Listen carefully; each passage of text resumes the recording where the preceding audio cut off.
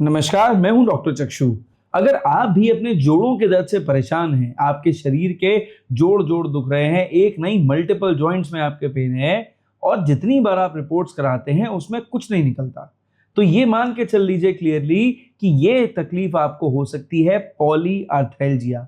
और कई बार डॉक्टर्स जो है ना वो खुद मरीज की कंडीशन को देख के कंफ्यूज हो जाते हैं कि हो सकता है आपको गठिया हो रही हो, यूरिक एसिड वाली, हो सकता है आपको रूमेटॉइड आर्थराइटिस हो रही हो, वात गठिया, और इन दोनों में से किसी चीज का इलाज चालू हो जाता है पर मरीज को इंप्रूवमेंट नहीं आता। तो अगर आप भी कुछ ऐसी सिचुएशन से जूझ रहे हैं तो ये वीडियो खास आपके लिए है।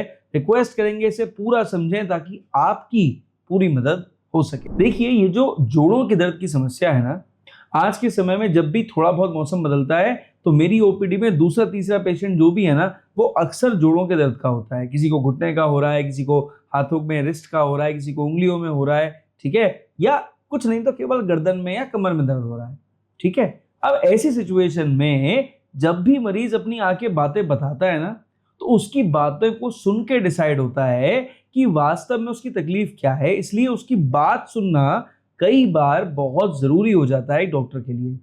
अब अगर पॉलीआर्थ्रेल्जिया के बारे में बात करेंगे तो देखो, पॉलीआर्थ्रेल्जिया क्या है कि पेशेंट आया, उसने बोला कि डॉक्टर साहब मेरे को ना मल्टीपल जॉइंट्स में पेन है, मेरे जोड़ जोड़ दुख रहे हैं। कौन से जोड़ दुख रहे हैं? इसमें भी हो सकता है, इसमें भी हो सकता है, कभी डॉक्टर साहब दोनों में होने लग जाता है, कभी डॉक्टर साहब यहाँ होने लग जाता है, कभी डॉक्टर साहब कुछ नहीं तो उंगलियां सूजने लग जाती हैं, ठीक है, कभी मेरे घुटनों में बहुत ज्यादा दर्द है, कभी मेरे कूल्हे में दर्द है, मेरे कुछ नहीं तो पैर की उंगलियों में दर्द होने लग जाता है। तो ऐसे में जो पेशेंट का प्रेजेंटेशन है ना वो जो है डॉक्टर्स को कंफ्यूज कर देता है कि भाई इसकी रिपोर्ट में यूरिक एसिड नहीं निकल रहा, कहीं ऐसा तो नहीं इसको यूरिक एसिड हो, इसके रिपोर्ट में आरए पॉजिटिव नहीं आ रहा, कहीं ऐसा तो नहीं इसको आरए हो।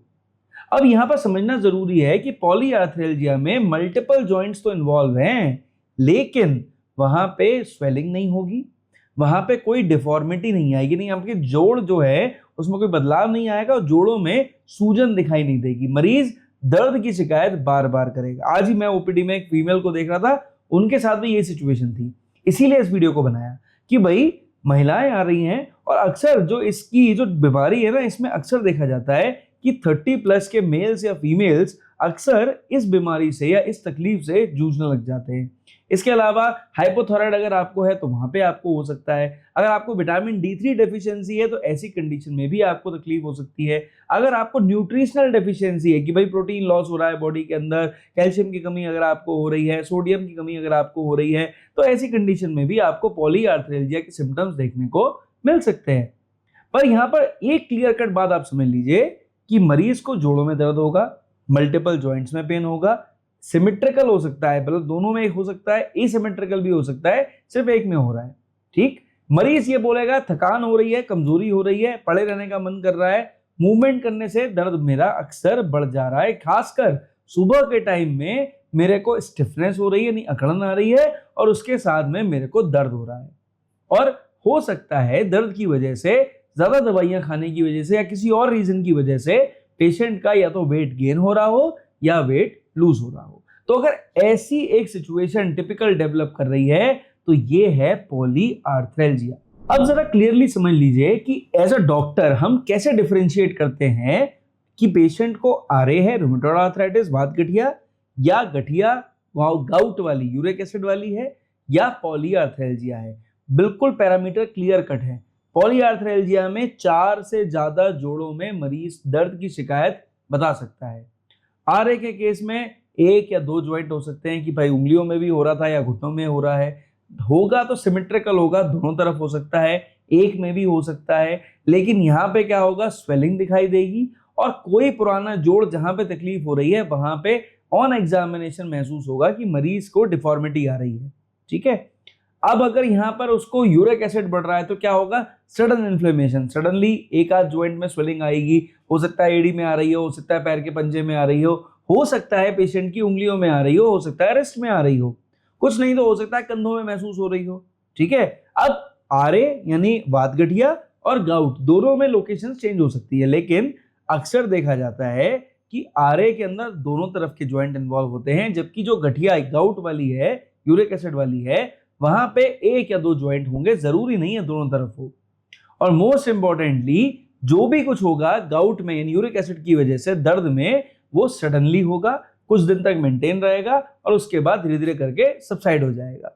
और गठिया जो हमारी आरए वाली वात गठिया है, उसमें बिना मेडिकेशन के, बिना एक्सरसाइज के, बिना स्पेसिफिक प्लान ऑफ ट्रीटमेंट के मरीज को इंप्रूवमेंट नहीं आएगा। और यहीं पे पॉलीआर्थरेल्जिया में क्या है, अगर ढंग से डायग्नोसिस हो गई, दवाई मिल गई, पेशेंट इंप्रूव होने लग जाएगा, धीरे धीरे करके पेशेंट में इंप्रूवमेंट आएगा, ठीक है, और पेशेंट प्रॉपरली उसके बाद ठीक हो जाएगा।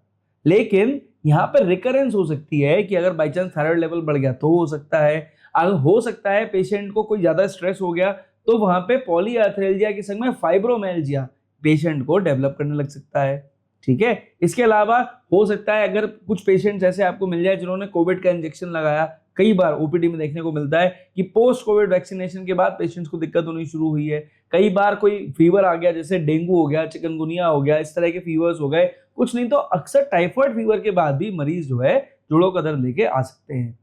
और टेस्ट का हिसाब किताब बिल्कुल क्लियर है कि भाई रूमेटॉइड आर्थराइटिस और जो हमारा गाउट है इसके टेस्ट बिल्कुल स्पेसिफिक है, पॉलीआर्थरेल्जिया का कोई स्पेसिफिक टेस्ट नहीं है। अब आ जाते हैं भैया जांचों के ऊपर, कौन सी जांच होनी चाहिए। अगर आपको पॉलीआर्थरेल्जिया है तो सबसे पहले आपको क्लियरली वेरीफाई करना होगा एज अ डॉक्टर कि मरीज को वास्तव में पॉलीआर्थरेल्जिया है या नहीं। उसके लिए क्या करना है, हमें सबसे पहले सीबीसी विद ईएसआर कराना है, देखने के लिए जनरल इन्फ्लेमेशन तो नहीं है। बाई चांस अगर ईएसआर में आपका डब्ल्यूबीसी काउंट बढ़ा हुआ है तो हो सकता है कोई इन्फेक्शन हो रहा हो जिसकी वजह से इन्फ्लेमेशन हो रही है। नंबर 2, आपको समझना पड़ेगा कि ईएसआर अगर एलिवेटेड है इसका मतलब कहीं ना कहीं पेशेंट को एक्यूट इन्फ्लेमेशन है। सीआरपी इंक्लूड अगर एलिवेटेड है इसका मतलब मल्टी ऑर्गन में इन्फ्लेमेशन हो रही है, ठीक है।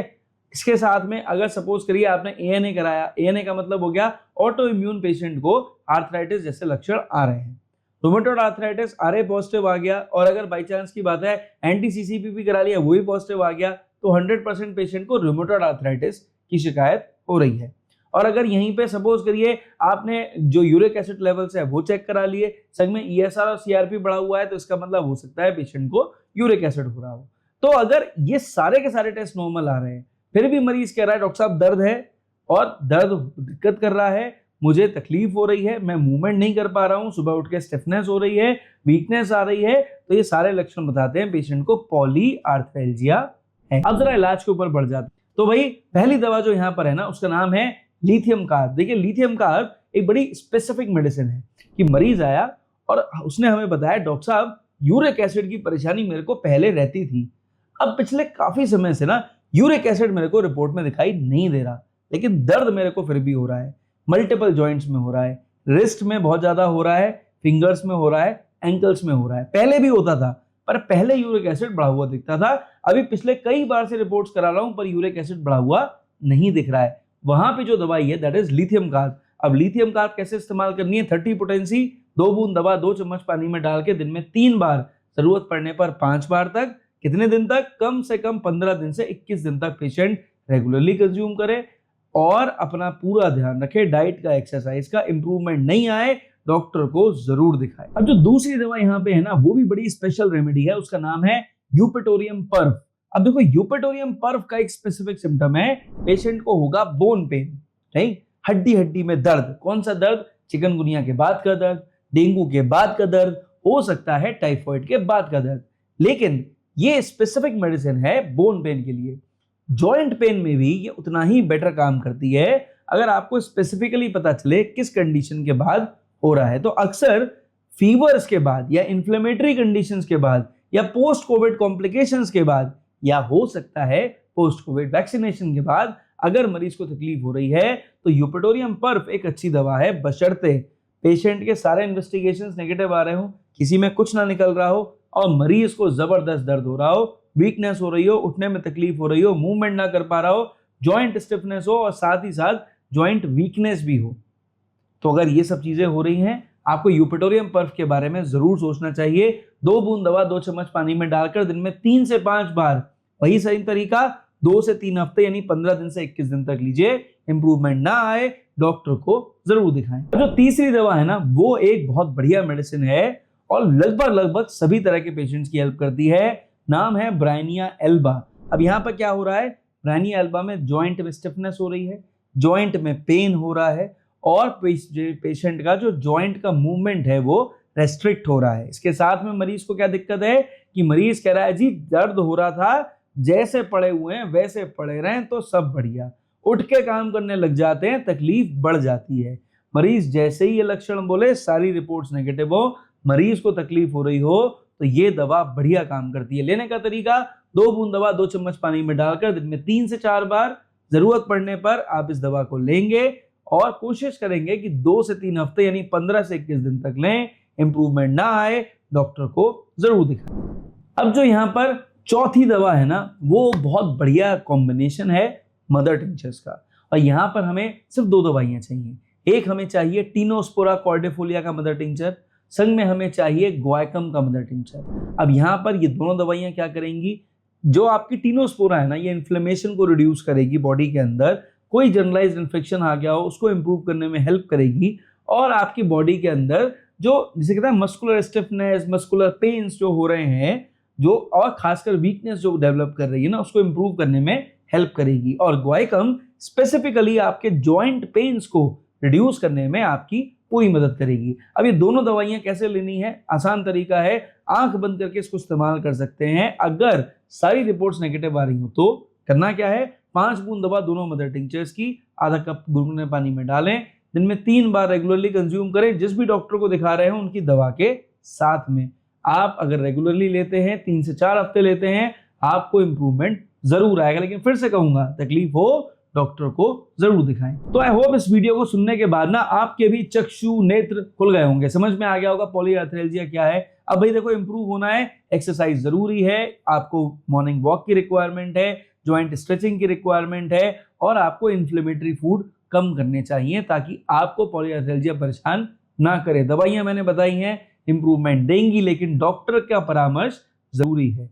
अब अगर जानकारी से संतुष्ट थे, रिक्वेस्ट करेंगे भाई सब्सक्राइब करके जाना अगर आप अभी नए आए हैं तो। रेगुलर वीडियोस देखते हैं, थम्स अप बहुत जरूरी है, बिल्कुल मिस मत किया करो, जरूर कर दिया करो। और भैया अगर मेरी मदद चाहिए तो इस नंबर पे व्हाट्सएप पर मेरे स्टाफ से बात करें, अपॉइंटमेंट मिलेगा, मैं आपसे बात जरूर करूंगा। इस वीडियो में सिर्फ इतना, मेरी तरफ से नमस्कार, थैंक यू एंड जय हिंद।